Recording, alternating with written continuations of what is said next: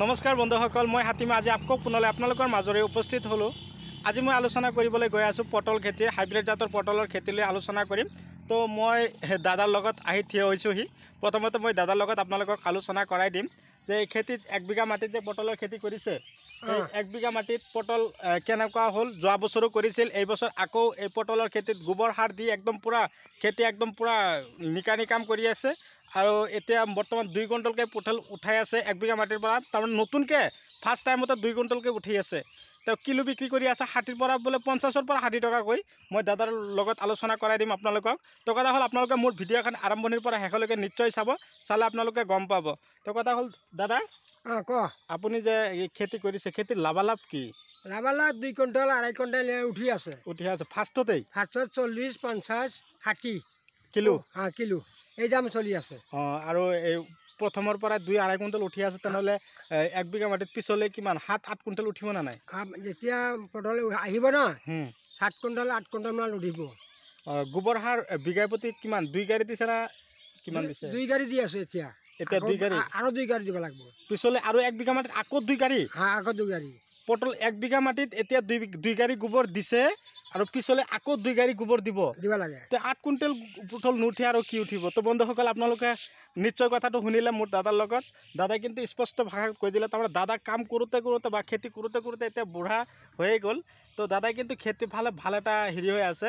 তো পাণ খাই আছে দাদা, একদম পূৰা খেতিত থাকিলে কিন্তু পূৰা পাণৰ ওপৰত ব্যস্ততা হৈ থাকে। আৰু খেতি বাতি চাওক কি ধুনীয়াকৈ পটলৰ খেতিবিলাক হেৰি কৰিছে। আৰু বহুতে মোক তাৰমানে পটলৰ শিপা লাগে, বহুতে তাৰমানে ডেলিভাৰী লাগে, মই দিছোঁ ডেলিভাৰী। তো এই দাদাৰ খেতিৰ পৰা পটলৰ শিপা লৈ দিছিলোঁ, হয়নে দাদা? আপোনাৰ খেতিৰ পৰা আপুনি নিজে উঠাই দিছিলে। তো আপোনালোকৰ যদি পটলৰ শিপা লাগে, আপোনালোকে মোৰ লগত যোগাযোগ কৰক।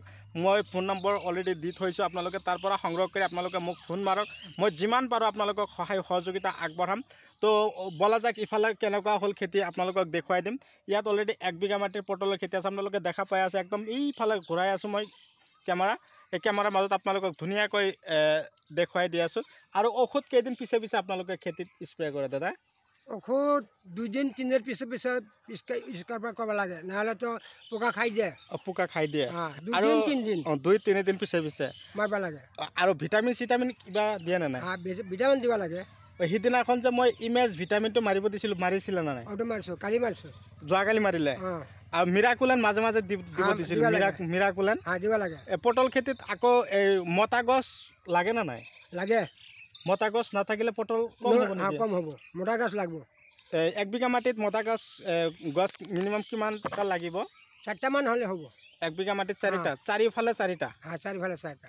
মাজত এটা দিলেও দিব পাৰি, নিদিলেও নাই? এইটোৱে হ'ব, এইটো ডাঙৰ গছ হ'ব না। হয়, তাতে পাই যাব।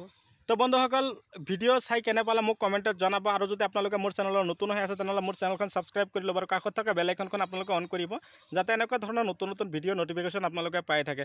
তো দাদাৰ লগত আপোনালোকক A to Z শ্বেয়াৰ কৰাই দিলোঁ। আৰু পটলৰ খেতিত কিছুমান গোপন তথ্য আছে নেকি? যে পটলৰ গছ সিদিনা মই আপুনি যে পটলৰ গছবিলাকত ইউৰিয়া সাৰ যে টেংকিৰ মাজত পানীৰ লগত সংমিশ্ৰণ কৰি স্প্ৰে কৰিলে, এইটো কাম নহ'ব। গছ চিকচিকীয়া হৈ থাকে বুলি কৈছে।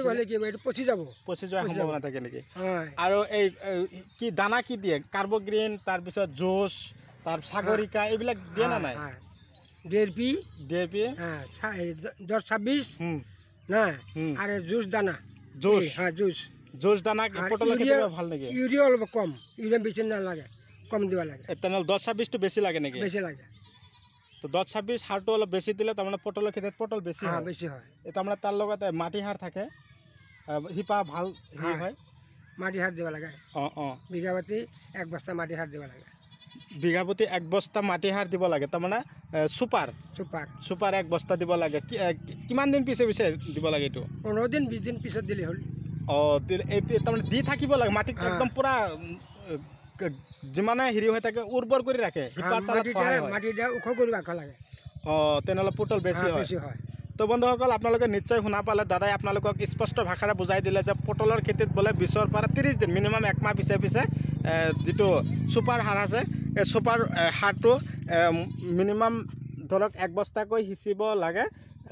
এক মাহ পিছে পিছে যদি আপোনালোকে সিঁচে তেনেহ'লে মাটি উৰ্বৰ হৈ থাকে আৰু তাৰমানে বহুত তথ্য আপোনালোকক জনাই দিলে বেছি হয় আৰু ফল বৃদ্ধিৰ বাবে আপোনালোকক ইমেজ ভিটামিনৰ কথা ক'লে মিৰাকোলেন ভিটামিনৰ কথা ক'লে এইবিলাক ভিটামিন আপোনালোকেও খেতিত স্প্ৰে কৰক আপোনালোকেও খেতিত ভাল উৎপাদন কৰক দাদাই যি পদ্ধতিত কৈ দিলে আপোনালোকে সেই পদ্ধতি মতে কৰিব বুলি মই আশা ৰাখিলোঁ আৰু এই খেতিত ঔষধ কি দিয়ে মই দাদাৰ পৰা শুনি আপোনালোকক কৈছোঁ ঔষধ কি বা দিয়ে দাদা আপোনালোকক ক'ব আপোনালোকে শুনক মিৰাকোলন দিব লাগে ভিটামিন আৰু ৰগৰ দিব লাগে আকৌ এটা মেজগাৰ্ড হয় পোকা খাই বুলি হয় এই তিনিটা আৰু উৰণীয়া পোকৰ কাৰণে ইক্কা পকেট চকেট দিয়ে না নাই পকেটত দিব লাগে তাৰমানে এই সপ্তাহত যদি এইটো দিছোঁ পিছৰ সপ্তাহত আকৌ চেঞ্জিং হৈ থাকে 2-3 দিন পিছে পিছে স্প্ৰে কৰে তো বন্ধুসকল আপোনালোকে স্পষ্ট কথাখিনি দাদাৰ পৰা শুনিলে আপোনালোকে সেইমতে খেতি কৰক যদি শিপা লাগে মোৰ লগত যোগাযোগ কৰক মই আশা কৰিম আপোনালোকে দাদাৰ খেতিৰ পৰা শিপাখিনি উঠাই কিনে আপোনালোকক দিম হাইব্ৰিড জাতৰ পটল আছে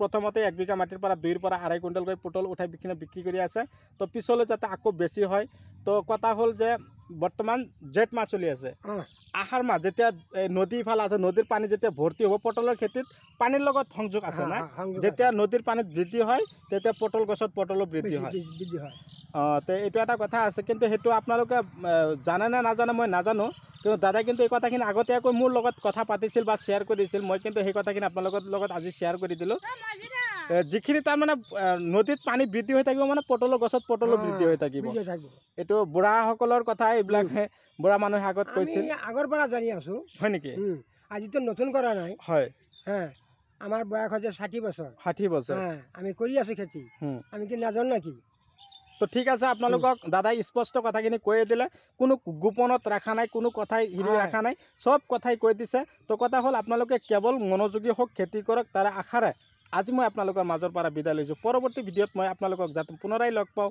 সেই আশাৰে ধন্যবাদ জয় ভাৰত জয় অসম